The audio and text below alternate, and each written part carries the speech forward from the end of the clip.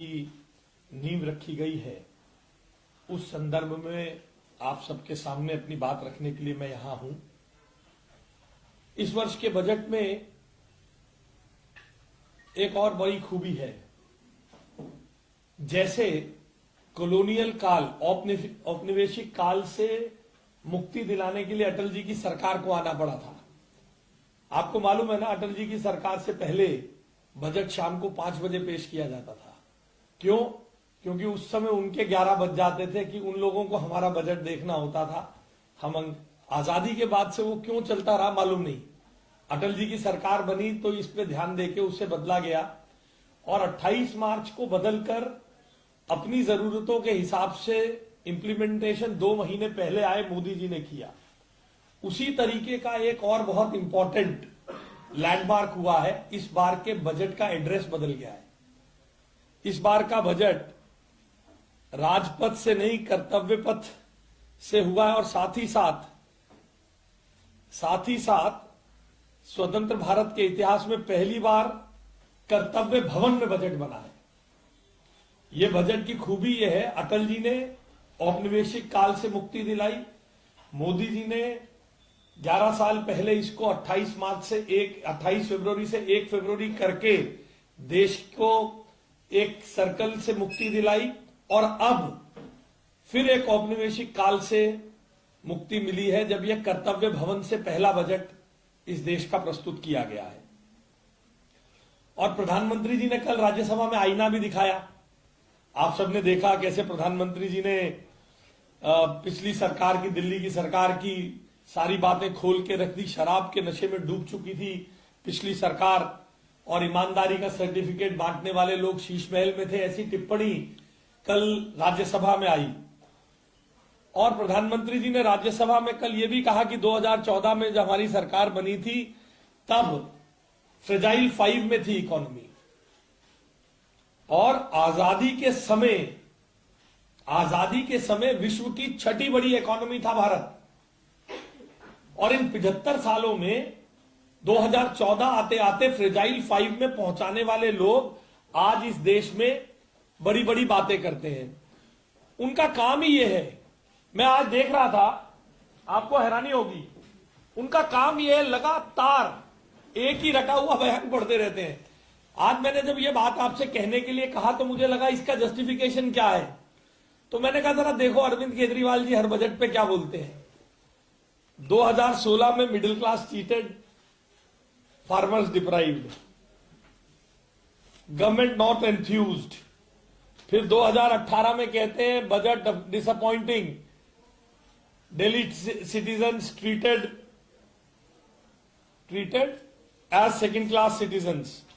फिर बोला step motherly treatment to people of Delhi. हर साल एक ही बात। 2020 में step motherly treatment to the people of Delhi.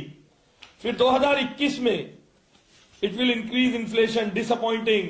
2022 में डिसअपॉइंटिंग। 2023 में स्टेप मदरली ट्रीटमेंट। फिर याद आ गया पुराना स्टेटमेंट, चौथी बार आ गया ये स्टेप मदर। हर बार विपक्ष एक ही बात बोलता है। और 25 में बोला कि मेरी अपेक्षाओं के अनुरूप नहीं है, ये महंगाई। एक ही बात। सरकार के किसी भी काम को बजट में या सरकार के किसी भी एफर्ट के संदर्भ में कोई पॉजिटिव टिप्पणी ना करना, किसी ने इस बात को बताया नहीं प्रधानमंत्री जी से पहले। लोग बार बार आते हैं, कभी डॉलर का रेट लेके, कभी किसी का, कोई नहीं बताता है कि आजादी के समय देश विश्व की 6ठी बड़ी इकोनॉमी थे, हम फ्रेजाइल 5 में क्यों पहुंच गए। और वहां से निकाल कर लाने का काम प्रधानमंत्री जी ने किया है। और उसमें जिस प्रकार का आपदा में अवसर आदरणीय प्रधानमंत्री जी ने देखा है, आज विश्व में इकोनॉमी केवल एक देश के हिसाब से नहीं चल सकती है। पूरे विश्व में किस प्रकार का घटनाक्रम चल रहा है उसको देखना चाहिए। आसपास वॉर है, ट्रेड डील्स और टैरिफ का जमाना है, सैंक्शंस का जमाना है। उसमें आपदा में अवसर ढूंढना। हम पर सैंक्शंस लगे, हम पर टैरिफ लगाया, तो हमने मदर ऑफ ऑल डील्स करके अपने देश की अर्थव्यवस्था को सुदृढ़ करने के लिए 27 देशों के साथ एक टेबल पर बैठकर यूरोपीय यूनियन के साथ हमने मदर ऑफ ऑल डील्स करा है। यह हमारी सरकार की, हमारे देश की, जिसे कहते हैं इकोनॉमिक स्ट्रेंथ को दिखाता है। और कुछ लोग लगातार कहते हैं कि साहब ये तो डूबती हुई अर्थव्यवस्था है, डूबती हुई अर्थव्यवस्था है। और इस डूबती हुई अर्थव्यवस्था कहने वालों को जवाब मिला है इस मदर ऑफ ऑल डील के माध्यम से। इस मदर ऑफ ऑल डील ने यह बता दिया है, अगर हम डूबती हुई अर्थव्यवस्था है तो 27 देशों ने हमारे साथ बैठकर ये डील क्यों की है। और ऐसे अनेक विषय हैं, मैं इसको बहुत लंबा ना करते हुए आपके सामने कुछ बातें कहना चाहता हूं जो इस बजट में दिल्ली के लिए और देश के लिए सबसे बड़ी महत्वपूर्ण बातें हैं। यह बजट अंत्योदय से सर्वोदय का बजट है। इसमें दिल्ली पुलिस को सुदृढ़ करने का एक बहुत बड़ा काम किया गया है। 12,846 करोड़ रुपए का आवंटन दिल्ली पुलिस को दिया गया है, जिसमें 986 करोड़ रुपए का आवंटन जो है वो कैपिटल एक्सपेंडिचर के लिए है और 11,881 करोड़ रुपए रेवेन्यू एक्सपेंडिचर यानी पुलिस को चलाने के लिए है। इसी के साथ साथ इसी के माध्यम से स्मार्ट ट्रैफिक में एआई आधारित smart magic traffic management system का क्रियान्वयन, फेस रिकॉग्निशन तकनीक से पूरे शहर को सीसीटीवी नेटवर्क से खड़ा करना, पुलिस बलों में बेहतर समन्वय और बेहतर कम्युनिकेशन के लिए इस बजट में प्रावधान किया गया है, जिसके लिए मैं प्रधानमंत्री जी को दिल्ली की जनता की ओर से हार्दिक धन्यवाद देता हूं। उसी तरीके से केंद्र सरकार ने औद्योगिक एवं लॉजिस्टिक कॉरिडोर, इंडस्ट्रियल एवं लॉजिस्टिक कॉरिडोर के पास 5 यूनिवर्सिटी टाउनशिप बनाने की बात की है।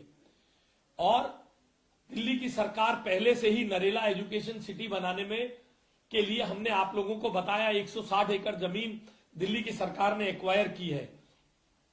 तो अब इसके आधार पर इस बजट के आधार पर हमारी नरेला एजुकेशन सिटी को एजुकेशन और लॉजिस्टिक हब के रूप में विकसित करने का हमारा रास्ता खुल गया है।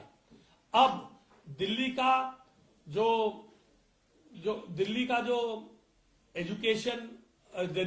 एजुकेशनल हब हम नरेला में बनाने जा रहे थे, औद्योगिक और लॉजिस्टिक कॉरिडोर के पास जो 5 यूनिवर्सिटी है उसका लाभ लेते हुए उसको बड़े पैमाने पर बड़ी तेजी के साथ विकसित करने का काम हमारी सरकार करेगी। ये बजट में दिल्ली की जनता के लिए बहुत बड़ी उपलब्धि है।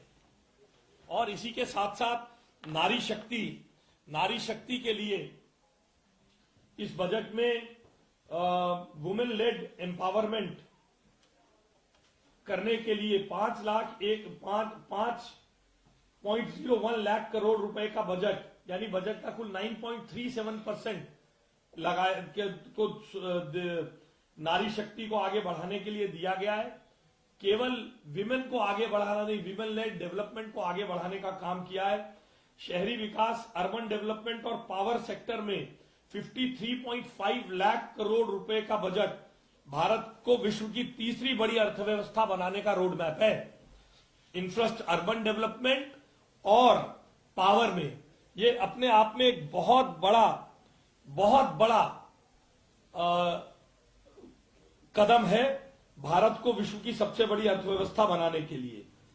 और इन सारे कामों से शहरी विकास के लिए जो 85,000 करोड़ रुपए हैं उनसे दिल्ली जैसे शहरों का कायाकल्प करने में हमें बहुत बड़ा लाभ होगा। और सबसे बड़ी बात, इंफ्रास्ट्रक्चर और कैपेक्स के लिए 12,20,000 करोड़ रुपए, 12,20,000 करोड़ रुपए जो पिछले बजट से 11.4% ज्यादा है।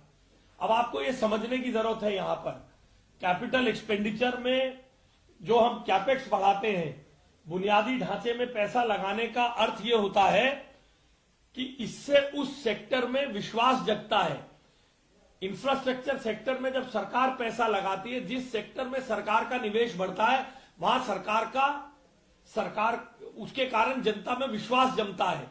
और कैपिटल एक्सपेंडिचर यानी सड़क बनेगी, फ्लाईओवर बनेंगे, ब्रिजेस बनेंगे, एयरपोर्ट बनेंगे, रेलवे स्टेशन बनेंगे, रेलवे प्लेटफॉर्म बनेंगे, सड़कें बने, पटरी बनेगी। इन सब से सीमेंट देने वाले को, सीमेंट बेचने वाले को, सीमेंट बनाने वाले को, ढाबा चलाने वाले को, इंजीनियर्स को, चार्टर्ड अकाउंटेंट्स को, सुपरवाइजर्स को इतना बड़ा रोजगार का सृजन होता है जब कैपिटल एक्सपेंडिचर सरकार बढ़ाती है, जब कैपिटल एक्सपेंडिचर बढ़ता है। तो इसलिए 12.2 लाख रुपए से दिल्ली के युवाओं को भी, जो दिल्ली की 12 यूनिवर्सिटीज से पढ़कर निकलते हैं, उनको भी एक बड़ा लाभ मिलने वाला है। और निर्माण क्षेत्र में निजी निवेश को बढ़ावा देने के लिए इंफ्रास्ट्रक्चर रिस्क गारंटी फंड शुरू किया है और एसेट मोनेटाइजेशन और रियल एस्टेट इन्वेस्टमेंट ट्रस्ट का गठन भी दिल्ली के इंफ्रास्ट्रक्चर और दिल्ली के जो रियल एस्टेट में बढ़ावा देने का काम करेगा। और दिल्ली को सीधा सीधा 1348 करोड़ रुपए का आवंटन किया गया। और सबसे बड़ी बात जो आप लोगों के लिए जानकारी, आप लोगों की जानकारी में मैं देना चाहता, पब्लिक बोरोइंग के लिए दिल्ली को पहली बार 21,000 करोड़ रुपए, 21,000 करोड़ रुपए का पब्लिक बोरोइंग का अधिकार मिला है। ये दिल्ली के इंफ्रास्ट्रक्चर को, ये दिल्ली का एक बड़ा ऐतिहासिक कदम है। दिल्ली के इंफ्रास्ट्रक्चर के लिए 21,000 करोड़ रुपए पब्लिक बोरोइंग का अवसर मिलना, ये अपने आप में बहुत बड़ी उपलब्धि है इस बजट के लिए। इस बजट के लिए मैं आदरणीय प्रधानमंत्री जी को धन्यवाद करता हूं और मुख्यमंत्री जी के नेतृत्व में विश्वास व्यक्त करता हूं कि इससे बहुत तेजी से दिल्ली में इंफ्रास्ट्रक्चर प्रोजेक्ट्स में और पहले से ही गतिमान इंफ्रास्ट्रक्चर प्रोजेक्ट्स में और गति आएगी। और शासकीय प्रोजेक्ट्स के अंतर्गत दिल्ली, पुदुचेरी, जम्मू कश्मीर जैसी यूटीज में जो इंफ्रास्ट्रक्चर के लिए पैसा दिया जाता है वो 6,200 करोड़ से बढ़ाकर 15,380 करोड़ रुपीस कर दिया गया है।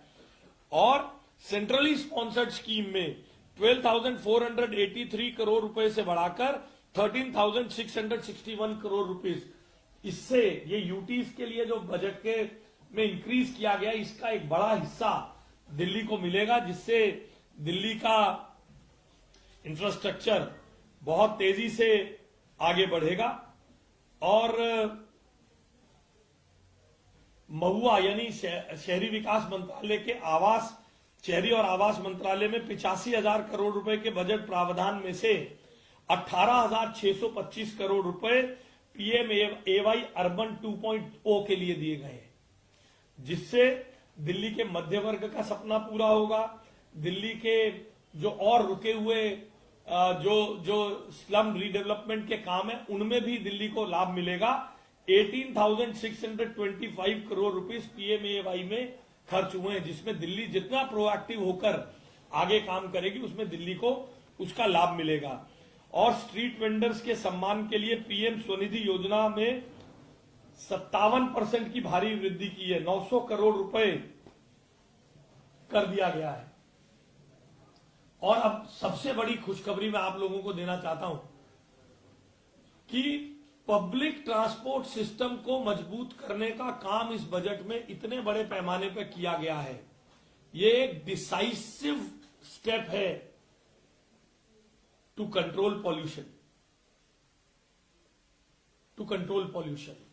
मगर ये बात उन लोगों को समझ नहीं आएगी जिनका मैंने आपको दिखाया, हर साल एक स्टेटमेंट देते हैं। देखिए, मैंने बार बार कहा, पॉल्यूशन दीर्घकालिक प्रशासनिक उपायों से, long term sustainable administrative reforms से काउंटर होगा। कोई भी इंजन ऑफ जैसी स्कीम से पॉल्यूशन पे कंट्रोल नहीं होगा। इसलिए जो कनेक्टिविटी और ट्रांसपोर्ट के लिए दिल्ली के लिए एक बड़ा बजट प्रावधान किया गया है, वो अपने आप में एक बहुत बड़ा स्टेप है। शासकीय योजना और दिल्ली मेट्रो के 4th फेज के विस्तार के लिए 6,275 करोड़ रुपए से बढ़ाकर 15,380 करोड़ रुपए किया गया है। जो दिल्ली, ये प्रोजेक्ट मेट्रो फेज 4 दिल्ली के लिए एक लाइफलाइन साबित होने वाला है, जैसे अभी की मेट्रो साबित है। और साथ ही साथ इस वृद्धि से दिल्ली सरकार को 50 साल के ब्याज मुक्त ऋण से मेट्रो फेज 4 और 3 महत्वपूर्ण कॉरिडोर लाजपत नगर से साकेत का 8.38 किलोमीटर, इंद्रलोक से इंद्रप्रस्थ का 12.37 किलोमीटर और रिठाला कोंडली 26.47 किलोमीटर के लिए अपना 3,386 करोड़ का हिस्सा जुटाने में आसानी होगी। इन सब प्रावधानों का केंद्र सरकार द्वारा दिल्ली के लिए किए जाने का मैं बहुत विनम्र भाव से दिल्ली की जनता को सूचित करते हुए दिल्ली की जनता की ओर से दिल्ली के मुख्यमंत्री जी के नेतृत्व में हम सब आदरणीय प्रधानमंत्री जी का और केंद्र सरकार का बहुत आभार व्यक्त करते हैं। बात यही नहीं रुकी है। हाई स्पीड रेल और क्षेत्रीय रेल क्रांति RRTS के लिए 7 नए स्पीड कॉरिडोर, दिल्ली वाराणसी सहित 7 नए स्पीड कॉरिडोर, नमो भारत RRTS नेटवर्क के 8 नए कॉरिडोर और 3 प्राथमिकता वाले कॉरिडोर, मेरठ, पानीपत, अलवर और नीमराना, 3 ये कॉरिडोर। और इन प्राथमिक कॉरिडोरों की अनुमान लागत में 65,000 करोड़ है। 180 किलोमीटर प्रति घंटा से ये ट्रेन चलेंगी। ये सब दूरगामी परिणाम, ये सब एफर्ट्स जो हैं दूरगामी रूप से दिल्ली की स्ट्रेस्ड पब्लिक ट्रांसपोर्ट सिस्टम को ठीक करने का काम करेंगी और दिल्ली के पॉल्यूशन को कम करने में सहयोग देगी। और मेट्रो परियोजना के लिए 28,740 करोड़ रुपए का आवंटन। भारत का मेट्रो नेटवर्क 2014 में 248 था और 25 में 1013 किलोमीटर हो जाएगा। रेलवे के आधुनिकीकरण में अमृत स्टेशन योजना के अंतर्गत आनंद विहार और न्यू दिल्ली रेलवे स्टेशन अमृत रेलवे स्टेशन के रूप में विकसित किए जाएंगे। इसके लिए भी मैं दिल्ली की जनता की ओर से प्रधानमंत्री जी का आभार व्यक्त करता हूं और सच्ची और मुफ्त बिजली का मॉडल देने के लिए भी मैं प्रधानमंत्री जी का और मुख्यमंत्री जी का बहुत आभार व्यक्त करता हूं। पीएम सूर्यघर मुफ्त बिजली योजना में आवंटन 22,000 करोड़ रुपए कर दिया गया है, जो पहले 20,000 करोड़ था। और इससे दिल्ली के लाखों मध्यवर्गीय परिवार इस योजना के तहत 300 यूनिट मुफ्त बिजली पा सकेंगे, जो सब्सिडी पर ये जो पैनल मिलेंगे पीएम सूर्यघर बिजली के अंतर्गत सब्सिडी पर उपलब्ध, सब्सिडी का अस्थायी मॉडल हटाकर आत्मनिर्भर ऊर्जा का मॉडल देंगे कि 300 यूनिट बिजली तो आप अपनी बना ही सकते हैं, आपके पास 5 साल के लिए रहेगा। साथ ही साथ जो एक्स्ट्रा बिजली उत्पन्न होगी वो नेट मीटरिंग के माध्यम से ग्रिड में जाएगी, लोगों को उसका पैसा भी मिलेगा। आज सब्सिडी पर खड़े रहना पड़ता है। और बेस यानी बैटरी एनर्जी स्टोरेज सिस्टम, जैसा किलोकरी में साउथ एशिया का पहला हमने लगाया है, ऐसे और सिस्टम हम दिल्ली में लगाने जा रहे हैं। इन सबके लिए केंद्र सरकार ने बैटरी स्टोरेज सिस्टम में 1,000 करोड़ यानी कि 9 टाइम्स वृद्धि की है। And we are already working on this trajectory. The 20 megawatt best installed at Kilokari is the largest utility in South Asia, जैसा मैंने आपको बताया। और खेल के मामले में दिल्ली को खेलों का हब बनाने के लिए और 2036 की मेजबानी के लिए देश को तैयार करने के लिए 4,479 करोड़ रुपीस का बजट दिया गया है, जिसमें साई का बजट बढ़ाकर 917 करोड़। साई के इतने स्टेडियम हैं हमारे पास, दिल्ली इसमें सबसे ज्यादा साई के स्टेडियम्स के साथ काम कर रही है। खेल उपकरणों के निर्माण के लिए 500 करोड़ रुपए, इन सबसे दिल्ली के और खेलो इंडिया में 924 करोड़ रुपए आमंत्रित किए, जिससे दिल्ली के कोने कोने में चैंपियंस ढूंढने में एक और हमने अभी दिल्ली खेलो महाकुंभ किया, उसमें इन सब चीजों से हमें लाभ मिलेगा। और इसकी जमीनी हकीकत को छोड़ते हुए दिल्ली के बजट को हम पहले ही, आपको ये बताना मैं जरूरी समझता हूं कि दिल्ली के बजट को पहले ही 3 गुना बढ़ाकर 76,000 करोड़ रुपए हमने 25-26 में कर दिया था। और खेल राशि को बढ़ाकर टीम स्पर्धा में खेल महाकुंभ में 1,75,000 और 11,000 रुपए की खेल राशि को हम उपलब्ध करा रहे हैं। मैं आप सबको अंत में इतना ही कहना चाहता हूं कि जो लोग भारत की इकोनॉमी को मृत इकोनॉमी कहते हैं, भारत की इकोनॉमी को विदेश की धरती पर जाकर डेड इकोनॉमी कहते हैं, मैं उनको ये बताना चाहता हूं कि 7% की विकास दर वाली अर्थव्यवस्था मृत नहीं होती है। A economy which is growing at the rate of 7% is not a dead economy. An economy with a $701.4 billion record foreign exchange reserves is not a dead economy. $701.4 billion की मुद्रा, विदेशी मुद्रा भंडार जिस देश के पास हो वो डेड इकोनॉमी नहीं होती है। और 1.7% की हिस्टोरिकल लोएस्ट इन्फ्लेशन रेट, यानी 1.7 की दर की सबसे न्यूनतम महंगाई दर पर जो देश काम कर रहा हो वो इकोनॉमी मृत इकोनॉमी नहीं होती है। इस सरकार ने इस बजट में लोक लुभावन नारों से बचने का काम किया है। 5 राज्यों के चुनाव हैं इस वर्ष और अगले वर्ष फिर 5 राज्यों के चुनाव हैं। लोग अनुमान लगा रहे थे कि उन राज्यों में ज्यादा आवंटन दिया जाएगा, उन राज्यों में ज्यादा पैसा खर्च किया जाएगा, मगर सरकार ने कोविड ईरा में जब हमारे विपक्षी नेता नोट छापो नोट छापो नोट छापो नोट छापो, लोगों में नोट बांट दो रिजर्व बैंक में, आप सबको याद है ना वो स्टेटमेंट्स, उस समय नरेंद्र मोदी जी ने फिस्कल प्रूडेंस और फिस्कल डिसिप्लिन का परिचय दिया था। और आज भी सरकार ने अर्थव्यवस्था में स्थायित्व, stability in economy, fiscal prudence यानी अर्थव्यवस्था में डिसिप्लिन, सतत विकास, सस्टेनेबल डेवलपमेंट और महंगाई कम करने के इन 4 लक्ष्यों के साथ 2047 की नींव रखने का बजट पेश किया है। सरकार ने फ्री डोल्स से अलग हटते हुए 5 राज्यों के चुनाव से, हमारी सरकार भी चाहती तो बजट में 5 राज्यों के लिए बहुत घोषणाएं कर सकती थी। अगले साल आने वाले राज्यों के लिए 10 राज्यों के चुनाव हैं, मगर राष्ट्र प्रथम की नीति पर चलते हुए नरेंद्र मोदी जी ने अर्थव्यवस्था में स्थायित्व, फिस्कल डिसिप्लिन, प्रूडेंस, सतत विकास और महंगाई को कम करने के लिए ये 2047 का बजट बनाया, जिसमें दिल्ली जैसे एक बड़े महानगर के लिए बहुत सारी चीजें उपलब्ध हैं। मैं इस मंच से एक शानदार बजट के लिए, देश हित के बजट के लिए, फिस्कल प्रूडेंस अपनाते हुए और फ्रीबीज से अलग हटते हुए, चुनावों से, चुनावी घोषणाओं से बजट को अलग करने की दृढ़ राजनीतिक इच्छा शक्ति दिखाने के लिए आदरणीय प्रधानमंत्री जी को बहुत बहुत बधाई, धन्यवाद देता हूं। बहुत बहुत धन्यवाद आप सभी का।